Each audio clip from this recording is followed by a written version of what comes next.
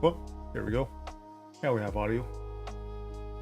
Ah, Sunday. We survived another week.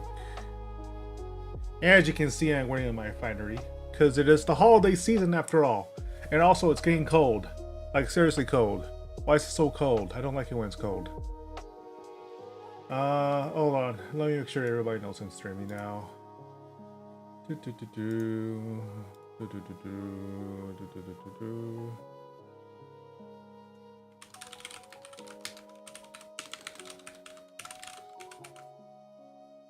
Post there. Also the other social media sites.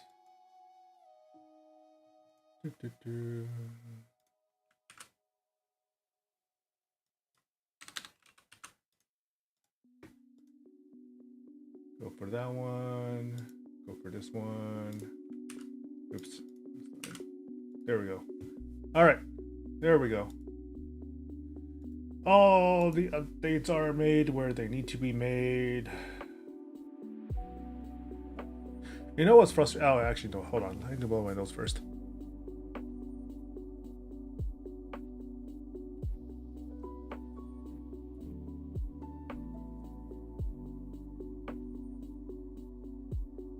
Okay, there we go. So, topic number 1. My current frustrations. This is an easy one. Anybody who streamed knows of this phenomena. Actually, no, let me lower Spotify a little bit. It's a little sharp. Okay. Anybody who streams games knows of this phenomena.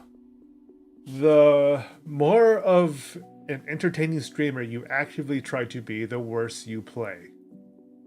And the difference, especially with fighting games, when you are basically playing rounds and playing situations measured in milliseconds, you actively feel the brain drain that goes on in the middle of a fighting game. Like trying to talk about what you're doing, what you're thinking, and trying to react to what's going on in the screen at the same time. That takes a certain level of skill that I don't have yet in Street Fighter 6. I just do not have it yet. I know how to gain it. It's not necessarily hard. Well, no. It is hard. But it's not necessarily particularly tricky or skill intensive, right? It's a matter of making sure that my basic macros, my basic strategies, are just like with Guilty Gear Strive, mostly a matter of muscle memory. Because I don't play that much differently offline than I do online with Guilty Gear Strive compared to Street Fighter 6. There is still some degradation capabilities, some things that I'm not reacting to in time, just generally some nastiness. But it's possible. It is possible to play at a similar level as I am online and off. Well, on stream and off stream. But with Street Fighter 6 specifically, that's much trickier than I feel it has any right to be. Now, that's not warranted feeling. It's the sheer fact of the matter here. I'll look it up. Right now, I have in Guilty Gear Strive over 341 and a half hours of playtime. Across the 2-3 years I've been playing, I've accumulated 341 hours, 342 hours depending on how you count it. I'm pretty sure they only round up to the nearest half hour, right? Whereas in Street Fighter 6, I have only played 52.9 hours. Okay, so they do the nearest 10. I've only played approximately 53 hours, which means that my total time in Street Fighter 6 is less than 1/6 of the time that I've spent in Guilty Gear Strive. So I am only 1/6. That's a tricky ass word. 1/6. 1/6. I'm only 1 out of 6 of the amount of time I spent in Guilty Gear. So I should only expect 1/6 of my overall skill. Or a little more, because ultimately, any lesson you learn from one traditional 2D fighter is going to be somewhat applicable to the other, right? The same general theory on neutral, on Oki, on the general situations, because ultimately there's only like so much face space of play to go with. So, I don't know, let's say I'm approximately a fifth of as effective as I am in Street Fighter 6 as I am Guilty Gear Strive. That sounds about right. That sounds about where I am. I get a lot better at Guilty Gear Strive. I feel like I'm starting to make some improvements lately if I just commit them to muscle memory. But I do want to eventually get better at Street Fighter 6. I feel like Street Fighter 6 has... Ultimately, the more I play Street Fighter 6, the more I have a better overview of where the normal mechanics interact with the system mechanics, the drive rush and drive impact stuff. The more I fully understand just how much cleaner Street Fighter 6's neutral is compared to anime games. It's a very whiff punch based game, whereas in Guilty Gear, especially if I am playing Bridget, there's a lot of shenanigans I can get up to just by casting some simple setups and going in on it, right? So yeah, to my frustration for the last couple of days, I'm finding that I'm playing Street Fighter 6 significantly better offline than I am online, which sucks because I do want to be able to talk about why I'm playing. And I know what to do to get there. I just need to play enough, play at least 100 hours solid, or 200 hours solid maybe, and then I'll be able to explain things as I'm going along because my hand will be doing most of the thinking for me, and that's where I want to be. That's where I need to be in order to do it well. I'm not there yet. Oh well.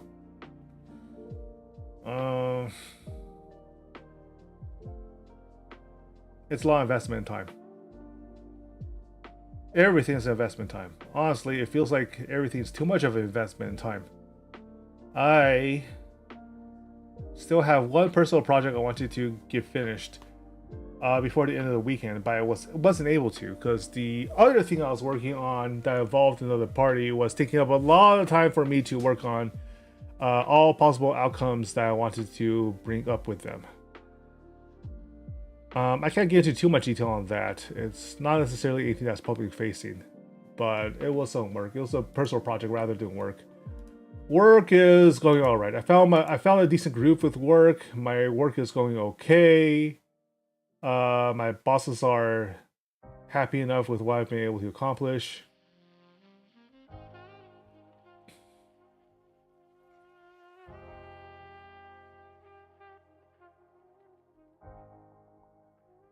It is what it is.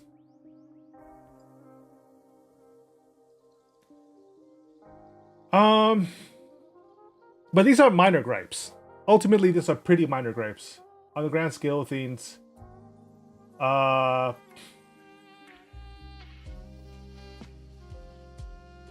am happy that I'm making progress. That I am, in fact, succeeding in Street Fighter 6, even if I can't necessarily show off what I'm doing. I'll probably just keep a recording in the background when I'm playing the damn game. Makes it easier for myself to clip out moments. Or just record it, just stream. I guess I can stream the replays and then go off of that, and then I can just spend some time playing the game hard. Maybe going through my replays as pre-recorded videos even, to go over some concepts that I've been thinking about while I'm playing. That has some potential. That could be done. But for all the griping I did in the first part of this stream, I'm actually pretty happy with fighting games in general right now. It feels like a lot of cool stuff's coming in. It feels like I'm getting better at the cool stuff I'm doing now. Especially in the case of ArcSys games, anime games in general. We do have Grand Blue Fantasy vs. Rising coming in a couple of weeks. I'm upset that I cannot pre-order the game because I really want to play it. But it has not been. They have not activated availability for it yet, which is deeply annoying.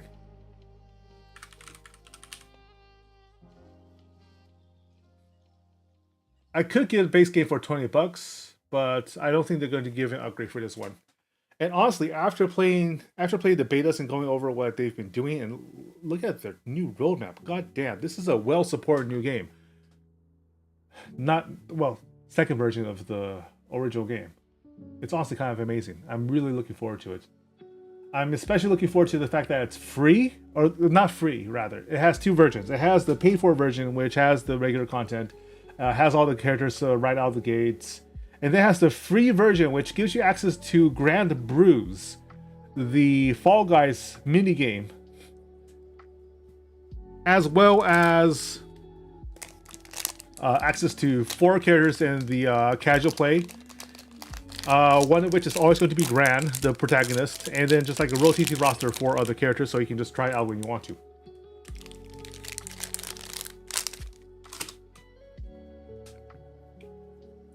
And from playing the beta, I can tell you that this is probably the easiest game to pick up as a newbie. Sorry, I'm really hungry, so I need to take a bite.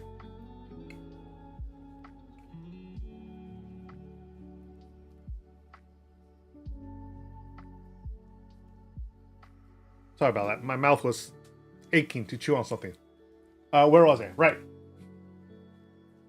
This is a very, very simplified fighting game while still preserving like the fundamentals of 2D fighting games, right? But what I really like about this on a newbie basis is that it doesn't take too much to teach newbies the strategic level of fighting games. Why you use certain buttons, how you use them to punish, how to extend your punish. Basically, how to play the actual game. Instead of trying to memorize what each button does, instead of trying to memorize your inputs and trying to get your fingers, specifically the muscle memory down for dragon punches and for fireballs, the game takes a lot of that away while still emphasizing the strategic layer, where instead of working on the execution, you're not working on the theory of why you're doing certain things, of when you're supposed to do them, rather than how. I think as much as the fighting game community really loves to go over high-level skill expression through complex mechanics, skill expression is much easier to appreciate when there isn't such a gap between execution and skill, and execution and action in particular. Like being able to understand and feel why certain things are happening. That you got DP'd because you're up in the air too long, and therefore you need to change up your if you are in the air, you need to find some way to change up your approach timing so that DPs can miss or anti-air punches can miss, and you can find a way in that way. Or going as fast as possible when they're still trying to get up so that they can either block or take the hit and get punished. All that matters. All that is a lot more. It feels a lot more like actually playing the game when you're able to express yourself on that level. And that is something that Street Fighter in particular has traditionally struggled with. Not anymore, of course. Now there's simplified inputs. Now if you want to do an instant DP, use modern controls, you slap down the input, a single direction and your special button, and bam, you get dragon punched. You get knocked out of the air. Modern Ryu is gonna kick your ass, so on and so forth. Although now kicking their ass, because I can actually read that shit. I can actually punish them for doing nonsense like that all the time. But fighting games are most fun when you're not struggling to do what you want. When you're struggling to stop somebody else from doing what they want is when it's at its most fun. And Grand Blue Fantasy vs. Rising is specifically a great game to teach how to do that and when to do that and why to do that, especially. The why is the most important here. A lot of people, when they talk about fighting games being a button masher, they're specifically talking about a situation where it feels like the only way they can actually do anything is just to mash everything out and hope for the best. And that doesn't establish a strong connection between your actions and your intention, right? Because there is no intention when you mash. The whole point of mashing is to get past the intention and to just do something. Just do something to try to survive and take the advantage of the fight. But that's not so much of a problem with Grand Blue Rising Versus. And it's a big reason why I want to start playing this game with people that have otherwise traditionally not considered fighting games. Hopefully I can do something about organizing some events around it too. Because it's free. It's free. There is absolutely no reason not to play this game. Like, sure, the champion pool the hero pool will be limited from the start. But limitations are fine too. I don't think it really hurts anything by limiting the pool to start with. And you know, if I can convince people to buy the game, that's even more people to train against. That's even more people showing up for VFGC stuff. That's building the community, right? That's always a good thing. And it's going to be really well supported. They released during the last Grand Blue Fest, they released a lot more information about their content support plans for the upcoming year. We're guaranteed at least one new character per month, all the way through May. And then summer and fall will still have new characters, and then we're on to season 2 of the game. And that's amazing. That's amazing compared to a lot of games. That's amazing compared to DNF Duel for obvious reasons, because DNF Duel basically didn't exist for 6 fucking months while they were still hammering out what they actually want to do to support the damn game. While making the DNF Duel fans pay for a season pass in the first place, despite not actually having anything to support it with for the longest damn time. I fucking hate how 18 handled that game.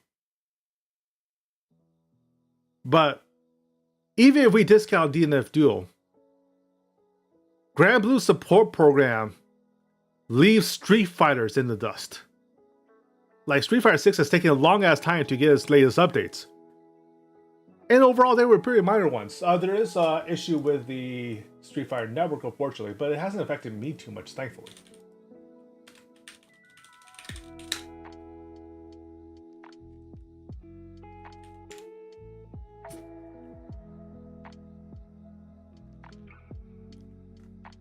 And it's still fun, too.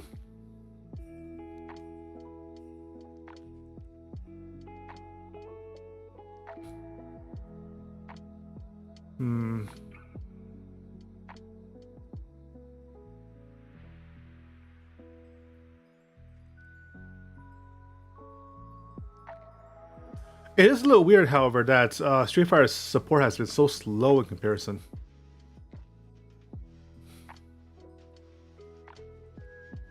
It's so, like, disjointed. Like, there's nothing about the Capcom Cup within the game itself. You would think that game would be the best advertising, like the games, especially the ranked lobbies, would be the best advertising platform for its competitive program. It's so weird. I just don't understand how they could have invested so much time, clear time and effort into Street Fighter 6 and still have some really disjointed, like, support programs for it. Were they just, like, waiting to see if this one actually survives popularity? Unlike 5, which just really suffered in its first year. I mean, if so, I guess they can start expecting a lot more out of them, because even now there's like 2,000 people playing, 20,000 people playing Street Fighter 6.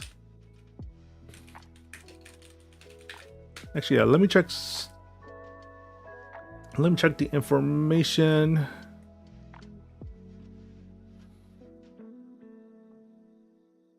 Yeah. There are, according to Steam database, there are over 9,000 people playing Street Fighter 6 right now. And in a 24-hour peak, the last 24 hours, they had a max of 25,000. That's freaking amazing. That's freaking amazing no matter which game you're talking about. Like, even the overall drop was like only approximately like, let me see, it went from a little under, it was a 70,000 to a 25,000 drop, which means a drop about a third only. Usually if a game has been out for this long, it loses a lot more than a third of its player population, right? Usually by now, a huge chunk of people will have decided that this is not the game for them and just try something else. And that's clearly not the case with 6. Clearly not the case with 6. It is enormously successful, which just makes it weirder that it's having such a hard time gaining support, like DLC and update support going for it, and why its monetization is so fucking bad. Now, full caveat, mea culpa, I did in fact buy onesie Jiri because I wanted it since I saw the design and I got what I wanted, and it's great. I love playing that thing. It is. A great balance of sexy and whimsical. It's a lot of fun. But was it worth the amount of money I spent to get the battle pass and the skin? I don't know. I don't know.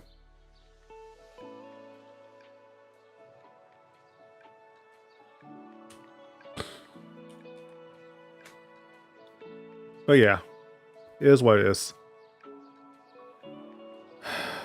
I will probably spend most of this month playing Street Fighter 6 over Guilty Gear. Unless the Guilty Gear news that I expect is coming out with the Game Awards happens to be especially interesting. Just because I feel like if I actually want to be performing in Street Fighter at the level that I intend to, then there's no helping it. I just have to put in the time and effort. There are no shortcuts, and there never was any shortcuts. And I realized that from the start. But I like Guilty Gear so much that it's been hard to just do what was necessary, which is to commit the time and effort into Street Fighter. So month of December will be prioritizing Street Fighter above anything else, and for at least 2 weeks. Because obviously I'm going to be spending some time on what's it called? Grand Blue versus Rising once it actually does come out. As soon as it's available to us. And trying to advocate for it, because I fully believe that is one of the best possible options for people to get into fighting games with. Yeah. Expect me to fail a lot. Expect me to keep on failing until I can figure out how to be as effective while streaming as I am without streaming. Because the mental load, just the cognitive load, is more than I thought it was. But I'm pretty sure that the only way for me to get past that hump, that skills hump, is just to keep at it until it becomes second nature, right? Like, there's really not much to do. No shortcuts. There's just absolutely no shortcuts in this life.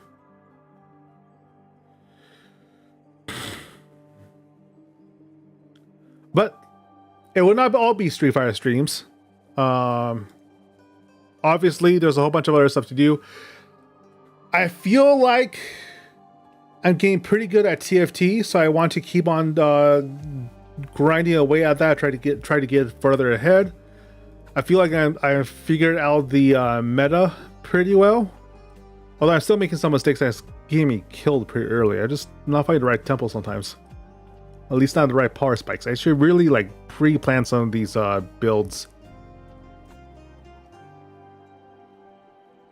But more importantly, just as I'm announcing I plan to play Street Fighter 6 a lot for at least the next 2 weeks, this week in particular, there are 2 announcements that if you've been following my Twitter, you're probably aware of at least one of them. Number one, and most important, my birthday's this week. And while I will not be streaming on my birthday, I think. Asu, yeah, mash. I do have a collab stream with Ori and Gucci on the 8th, this Friday. We will be assigning boba flavors to VTubers. It's all on my Twitter. It's my pinned post, actually. So spread that around, let people know. I do fully plan to be assigning you some interesting flavors. It won't be anything too risque for most of you, I think. Mostly. But we'll see if we get anything more the closer we are to that actual stream. It'll be fun. It's a nice lighthearted stream that I plan to make some fun assets for. It'll be just fun to do. Just entirely entertaining. What else? The other thing is the Game Awards is also happening this week on the 7th. My plan is to be co-streaming that with Skyen again this year. We haven't been collabing a lot this year, mostly because full fucking time work. This particular work and this particular job I currently have is especially hard to especially hard on my energy reserves at the end of the day, right? So like finding time to like do like serious collabs or discussions or anything like that has been a real struggle. So I'm glad to finally have a chance to link up with Skyn again to cover the Game Awards, which will be especially interesting this year because this has been one hell of a year for the industry. Just an absolutely bonkers year.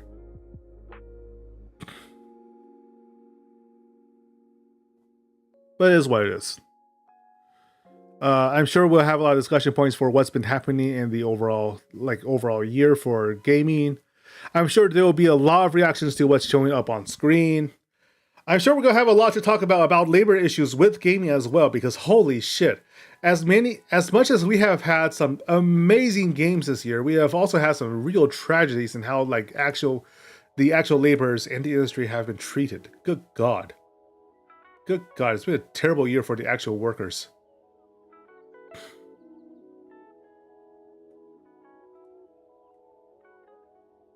So yeah, gonna be covering that a lot.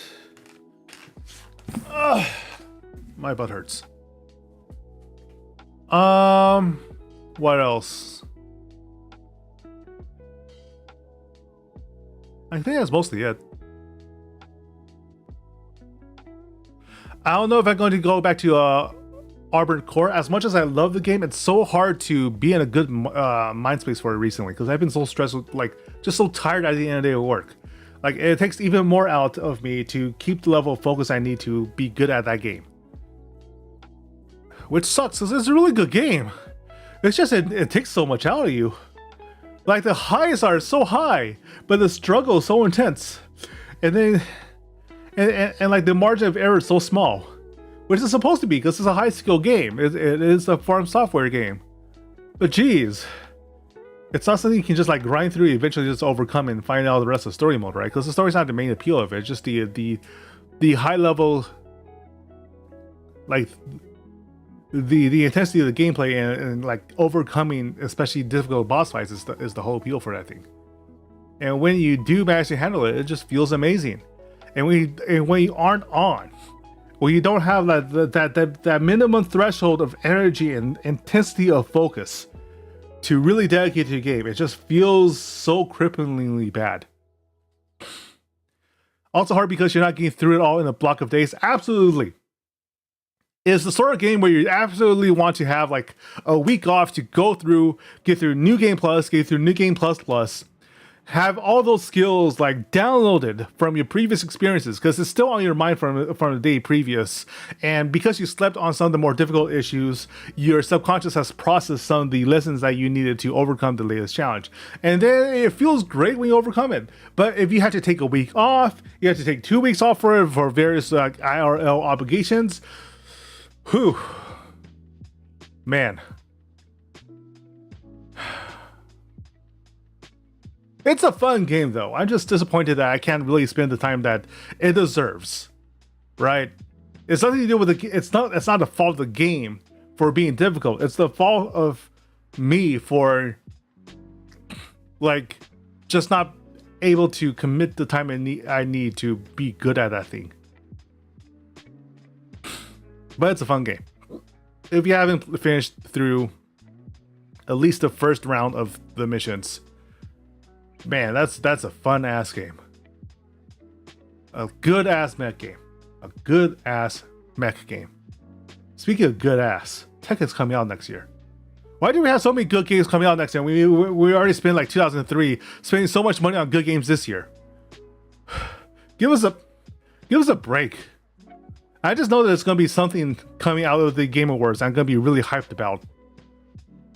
God, I'm just like fingers crossed that Riot has something to announce about Project L, because we've been waiting for that damn thing forever. And they're telling us that their next demo is coming out in Japan, at Evo Japan, which is what, like February?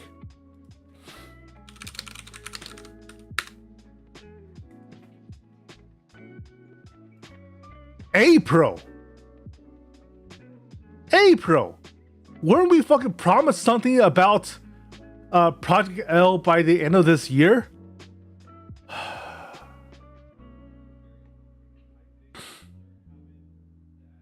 Man, I want to play that game already. We've been waiting so fucking long. I want to press some fucking buttons.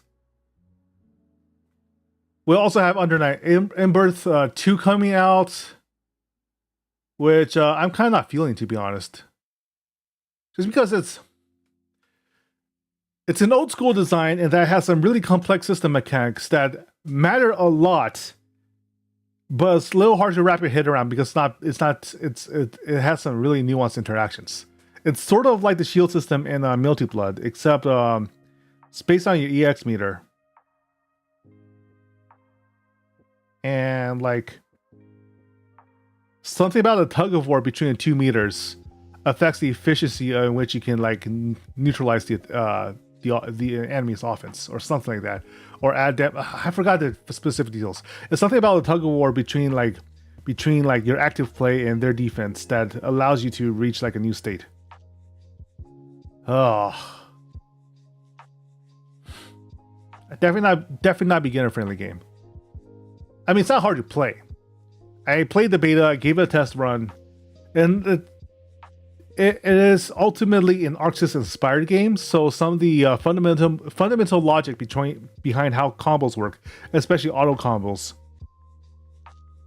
is exactly what you expect it to be. Feels more complicated than Melted Blood. I'll probably watch it a bit first, but I do love the character designs. Yeah. Unlike Melted Blood, the character designs actually have some drip, you know? They actually look cool. At least interesting. If not cool, then at least fundamentally interesting. It doesn't look like watching like school kids from next door getting into a brawl with magic.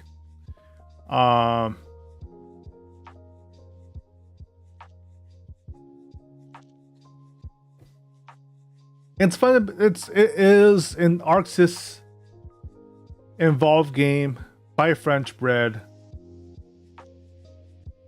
I'm sure there's gonna be some cool shit coming out of it.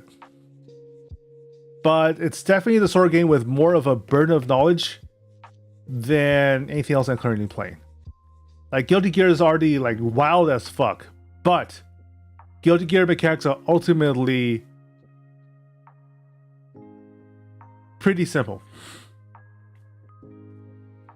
Using Lin as BB Tag characters. Speaking of BB Tag, there was some controversy about Riot's latest trailer on Project L showed a command grab into tag combo, which is right out of BB Tag. Right out of BB Tag. It has some like traditionalists really upset because that is some BB Tag ass bullshit, you know, to be able to command grab you and just combo off of that with a swap. That is some deadly, potentially touch of death situations going on. Now, I don't think that's necessarily going to be that bad because, you don't see a problem. To be honest, I don't see a problem either. I think mix-ups like that are fundamentally really fucking cool. And I think they're really, really fucking cool. And the damage for Project L doesn't seem too intensive that you can simply touch of death people. And the way that the meter builds for swaps means that even if you get locked into a combo like that, you can still burst out with the assist.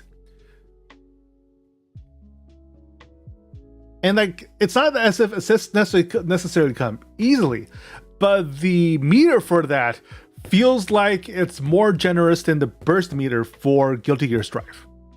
Like there's going to be some strong defensive play for Project L, and paradoxically, I feel like a game's offensive gameplay is heavily dependent on how easy it is to go on the defense when you make a mistake. Like if you know that if you get punished for it, that it's not the end of the world, you can return it to a neutral state and try to find the edge again. It's a lot more reasonable for you to make gambles and try for 50-50s than is if your defense is weak, and if you play it badly, you're just going to get blown up and that's the end of it, right? I feel as if Project L's defensive mechanics allow for frankly bullshit shenanigans like command grab into tag. It's not going to be as much of a bullshit problem as BB Tag was, because let's be honest here. As fun as BB Tag was, there was some serious degeneracy going on in that game. There were some serious touch of death situations. If you were not on top of your game, if you are the sort of person to be easily overwhelmed, if there are two different attacks coming from two different angles at you and you don't know how to prioritize your defense to account for it, then it was really easy at high level BB Tag play to just get completely fucked. It's really, really funny. It's a lot of fun to watch. But holy shit, it felt bad to see somebody get jumped really badly like that. Especially against the dual brawler combos that just like, if they touch you, it's over. Yeah, if your attack gets bait, it's just GG shake hand. Yep. It doesn't feel as if Project L is going to be that degenerate, but it'll be fun. Moo, hello, welcome to the stream. We are talking about some of the footage we've seen coming out from Project L over the last week, over Ride 1. Oh yeah, Ride 1. Hololive actually starred at Ride 1 with the KDA covers. That was kind of fun to watch. I kind of feel that the audio for the broadcast wasn't great. I know for a fact that Bay especially is an amazing singer. Only the last two words and got scared. man, I'm just really aching to get my hands on Project L. I have been teased by Project L for multiple years now. I have been waiting for that game ever since Rising Thunder got acquired by Riot Games way back when. I think that was like all the way back in 2016. Or was it 2018? No, it was 2016. It was 2016. It's been that long. We have been waiting for that freaking long. It has been on the burn. Wait, no. That can't be right. That can't be right. Hold on, let me double check. Rising Thunder acquired by Riot. No, it was 2016. The Cannon brothers have been working on that for a solid 7 years now. This is either going to be the best fighting game of all time or the most disappointing fighting game. There's there's plenty of middle ground. Let's be honest here. Let's not go completely crazy. There's a lot of middle ground. But if you're cooking for 7 years, if you're cooking for 7 long years with iteration after iteration, it's either we want it to be revelatory, not just good, not just decent, not just kind of okay to play and fun to play at parties. We want it to be a revelation, right? I'll tell you, I was at EVO this year. I lined up multiple times to give Project L a shot on both arcade stick and traditional like Xbox style controllers, right? I actually had an easier time with Xbox style controllers. Because it felt like playing Smash at that point. Sorry, but I got a bit of coconut shavings in my throat. But like, it feels like it's a really easy game to pick up. And the 2-player mode of it, with a 2-player support styles. Like 3 different styles of support shenanigans to go with it, to just like increase the repertoire of styles and team plays that you can go with. It does feel like they're cooking. It does feel as if they've stumbled upon a formula that's not just fun to play, but potentially addicting to play.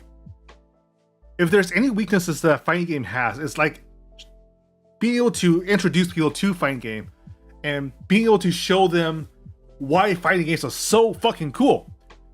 Getting across the the skill plateau, the skill cliff really, to reach the plateau in which fighting games become fun to play and become something that you can dedicate your time to and know what you're doing, has traditionally been very, very hard. Because the only way to actually do it is to beat each other up on a 1v1.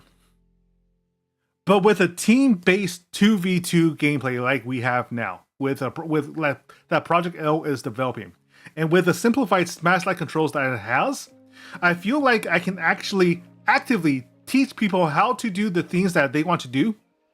And then when shit goes bad for them, activate my burst in, and show them how it's done. Save their asses. It feels good to have your ass saved sometimes. Sometimes it's necessary to be carried just so that you can watch and learn the lessons and have like immediate feedback on what you're doing right or doing wrong. Now, caveat, this also means that this might be the most toxic fighting game ever developed.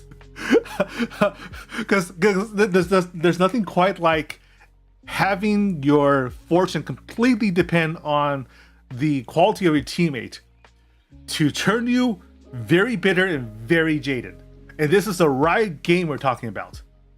Specifically, if you've played League, if you play Valorant, you don't need me to tell you how fundamentally toxic those environments can get, and how fundamentally bad it feels to be the reason why your team lost. But at the same time, there's also just like no better feeling being the carry, right? Or having a team that really clicks together and just has no problem at all running whatever strategy comes to mind, no matter how silly it is. And there's a lot more of that potential with a 2v2 fighter than there is with a strictly 1v1 game, or even 1v1 tag game. So I'm excited. I'm really excited. I might actually just like download BB Tag again, start practicing it again, with the fact that I have now spent approximately 400 to 500 hours cumulative in fighting games in general. Going back to the BB Tag and seeing how that plays with all this newfound practice, with all this like newfound not newfound, but all this further developed understanding of how fighting games work and what the fundamental logic is for fighting games. Going to a tag-based game like BB Tag and seeing what I can do in that, there may be a lot of merit to it. I doubt to try to relearn BB Tag. You know what? Let's do that. I think sometime this week I'm going to re-download BB Tag, and I'll just open a lobby and try to figure out how this game works again, because it's been a while. It's been a long time. I haven't played BB Tag since halfway through its support. I definitely did not manage to play the latest characters for it. I definitely was not able to play the tank, for instance. I'm still disappointed to this day that BB Tag didn't have fake characters. You would think that, especially with the Melty Blood draw-ins, that they would have the license to pull in more Type Moon shit.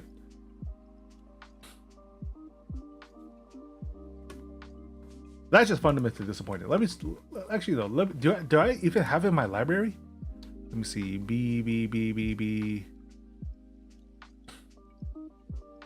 Baldur's Gate, Bastion, Bioshock, please. Oh, I do. Great, awesome. I do. How's it 24 gigabytes? Jesus, this is a bigger game than I expected. Oh well, I'll download it after. But yeah, good old BB Tag.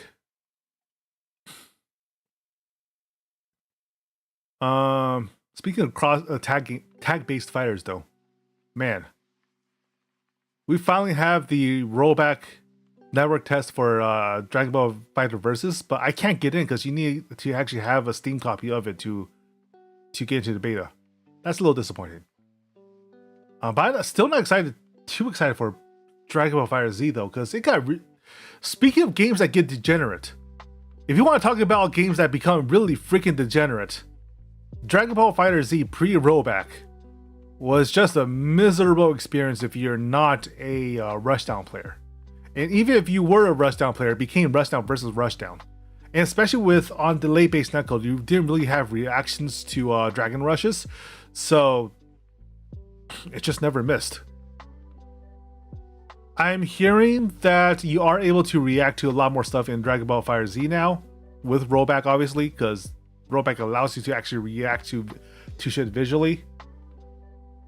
But I really want to know if it comes like with a final balance patch on release to make everybody a lot more viable, and to maybe to drive down the craziness, the rushdown focus specifically, maybe down a notch or two. And what I really want to know is if all of this groundwork for a game that they don't plan to put any more content support for is just in preparation for Dragon Ball FighterZ 2.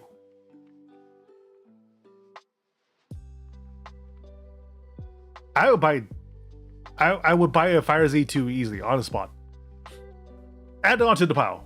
I'll do it once a week or maybe even once a month. It would probably want to be my central game.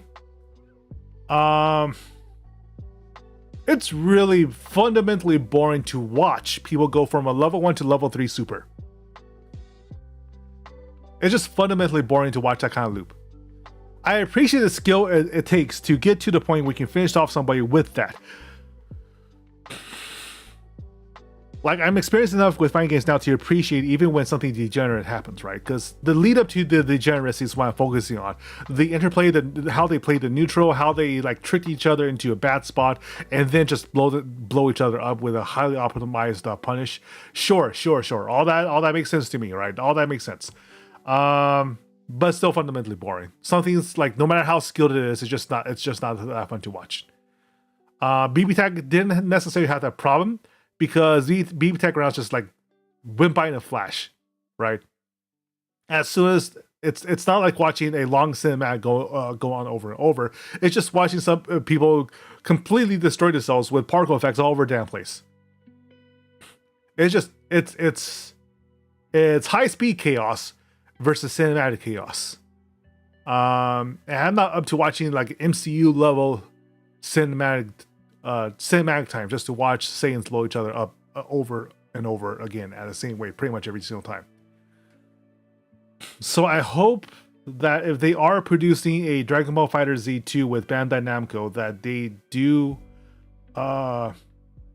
do make the overall fighting system significantly more nuanced and a bit more defensive favored, so that there's like more skill expression in how they play the neutrals. Because honestly, it's the moment that a fight in a fight, the moment that a sequence of actions and interactions in a fighting game gets good starts when somebody wins the neutral exchange, right? How they get to that point sets the baseline for how exciting that moment is. If it's simply, oh, they got them with another Dragon Rush and therefore it's a 1-2-3 super, not so great. Just fundamentally not interesting. If you see that the lead up to that big cinematic finish came from an extended bout of fencing, that they were playing mind games with each other until critically a tipping point occurred in the one or the other player's mind state, and therefore everything happens. That's fun. That is interesting skill expression. You see that with Street Fighter. You see a lot of that with Guilty Gear Strive, even though some of the interactions leading up to that point feels like bullshit. Just because it feels like bullshit doesn't mean that it's not visually very impressive to get to that point. Unless it's Happy Chaos and you just simply like you tried to air dash and got blown up by RNG. That kind of sucks. But for most of the matchups, it's fundamentally a lot more interesting to see how shit goes down. And yeah, I guess I'm just saying that right now, especially if you are like me, really excited for Project L, the number one thing you should do is pick up BlazBlue Cross Deck Battle and get to practicing, because a lot of the fundamentals for BlazBlue will probably still apply, especially and including the simplified controls. Listen, it's fucking Happy Chaos. He's making me catch strays.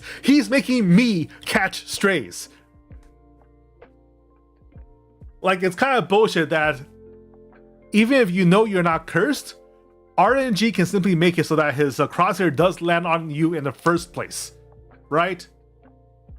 That's kind of BS. It should be a standard setup mechanic where if he doesn't have curse on you, he's not going to get a beat on you, and without you being like up front in his face, right? It should be that without curse, he can't get you at a distance. If he's cursing you and poking you from all the way across the screen, that's fine. I feel like curse is fundamentally a fair mechanic. By itself. If it's by itself, it feels like a fair mechanic. If it's just purely RNG, he gets a crosshair on you no matter what you're doing. Ugh, that feels bad. That feels bad. Especially since the damn close-up poke is in fact effectively an action cancel, right? Like you can cancel out of your bullshit with its bullets without having to use Roman cancel. Well, it's not resourceless because bullets count as a resource, but it's an easily regenerated resource specifically designed to cover up for any gaps in his offense. And that is disgusting. If you get shot with it from pure RNG and suddenly he gets a full 6p into whatever combo on you. That is fundamentally gross. But it's not that much of a problem anymore, I guess, for me specifically. Because, yeah, with your help, I figured out the neutral game against the heavy chaos, right? If I'm able to like get past curse, either run or jump over it, or run under or jump over it, and if I'm able to simply like keep mid range and poke him down with especially heavy slash, a standing heavy slash to beat out curse and to beat out whatever other shenanigans he has, or just make sure that I have a button that can cancel into yo-yo so I can get rid of his clone and then hit him with a second attack. It's not nearly as unbeatable as it used to be for me when I was trying to stay in the air because I just didn't have anything else. But now I'm just like mashing like until you play like a Tiger Pop or something, and then it's just like what the fuck all over. Yeah. I'm at a level heavy chaoses aren't so good yet. At a higher level, when they actually know what their weaknesses are and how to compensate for it, it becomes disgusting again. It becomes guessing certain 50-50s, and if I can guess it right, I can capitalize off of it. If I don't guess it right, it's a full combo and a wall break every single time. I hate that character so much. I mean, he's not that bad anymore, but he's still pretty bad. He's still top 5. He's still top 5, and arguably still top 3. But it is what it is. It's still a fun ass game to play though. And honestly, is it really Guilty Gear if you don't have something? If there isn't some bullshit to complain about per character? Fundamentally, it's not Guilty Gear if there isn't some bullshit blazing.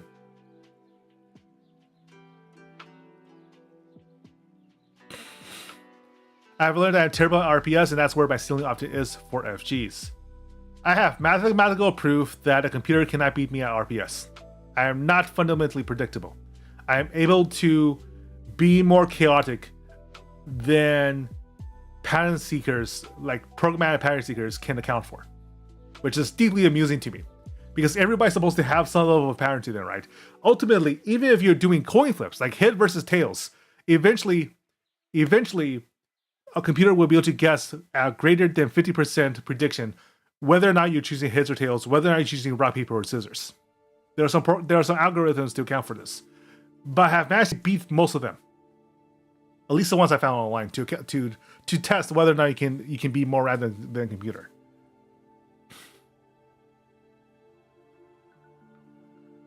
That doesn't necessarily help at RPS, but it does make me harder to predict in certain niche situations, which I find hilarious.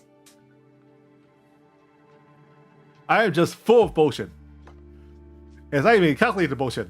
I'm just choosing really randomly. My neurons are firing in patterns that are completely unknown to modern science. But yeah.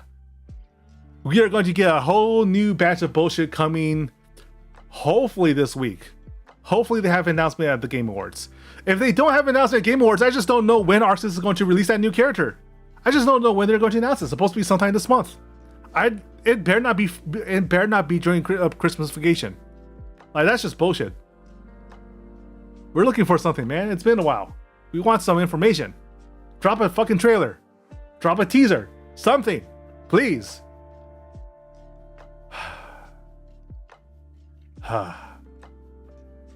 Man. Fighting games are fun.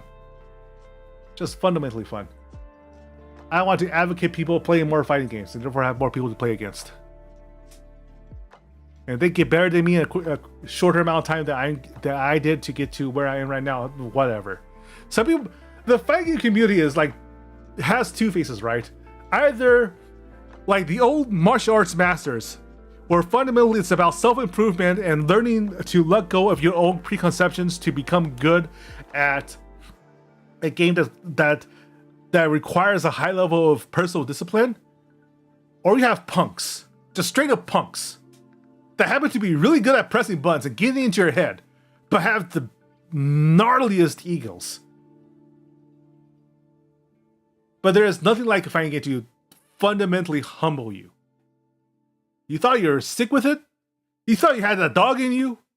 Nah, this 12-year-old that's been practicing like 10 hours a day is going to roll up to you at the arcade and show you what you've been missing. And you're going to feel every punch of it, every virtual digital punch of it. And it's going to tear you apart knowing that this little kid has shown up to this thing that he had so much pride and haughtiness over and humbled you so quickly with a few button presses. It's great. I love it. I love it. I love the martial arts. I love that there's so much fun. A good fighting game gives you so much space for nuanced expression. And just like everything from just like the millisecond delay you put in between two attacks to trick somebody into thinking that you've stopped and therefore it's safe to move again. And then it turns out that you were out-predicted that and you already have a haymaker coming to your face to counterpunch them. It feels great when you actually manage to accurately out-predict them on that level. Nothing has felt better for me in this last week than the time that I was playing against like somebody with a really transphobic name or something as detailed. I forgot what it was. It's just really just some bullshit I didn't catch in time before the round started, and then I decided to report him afterwards. Except he DC'd afterwards, because what happened was that while I was beating his ass, he was trying to use deflect, burned off his burst meter to deflect, and all I did was simply stop the middle of my block string, wait for him to try to deflect, saw the orange disappeared. It becomes a counter hit instead, and his ass gets blown to bits, and just before I was able to finish the round, he disconnects.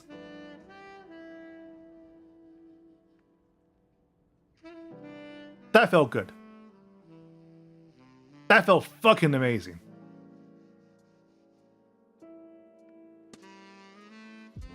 That felt like justice. Transphobes are bad at fighting games. And you can get into your head so easily. There's just nothing like that anywhere else.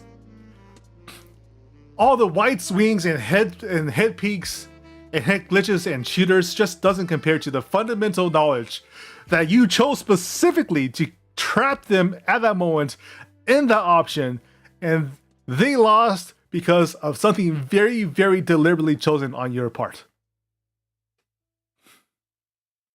That kind of skill expression just so hard to beat. So hard to beat. God, I love fighting games.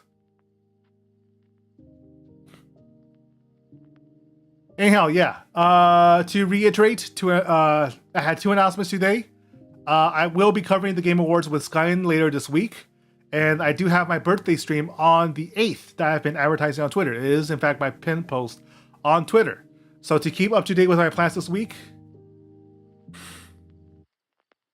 you think it's the opposite of anything give results? You have top players like Sonic Fox, Umisho. Yeah, absolutely. I'm not saying that body dysmorphia gives you extra fighting game strength, but definitely the people who have been really dominating fighting games lately have not been traditional cishet types.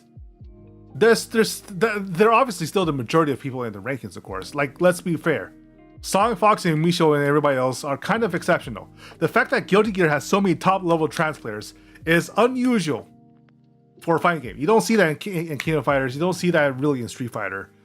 But because Guilty Gear specifically has been so pro-LGBT, pro-Alphabet Mafia, especially pro-trans, with specifically the director choosing to have trans and non-binary representation, it has really opened the gates for them, right? It has really told them that, yes, you are absolutely welcome. The only thing we ask of you is that you show some skill. You come up here, you take your beatings, and then you give your beatings once you learn how to play the game properly. And they have. They have. The girls have been playing, the gays have been playing, the guys have been playing, everybody's been playing. Everybody's getting their ass whooped. It has been a great equalizer. And there have been some great girl players too. God, the number of times I have seen Huntress or Fumi just show up at a game and completely wreck people's faces.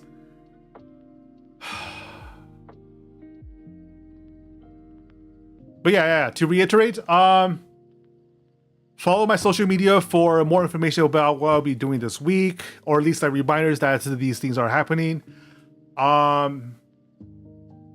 It's all Lucian Zinner, no spaces, on Twitter, on Twitch, on YouTube, like here, on Blue Sky, on Threads, and I definitely will have more info posted and reminders throughout this week, because this will be a particularly fun week. It is my birthday week, which is why I'm wearing all this, looking fancy. This is my fancy wear. This is my fancy model.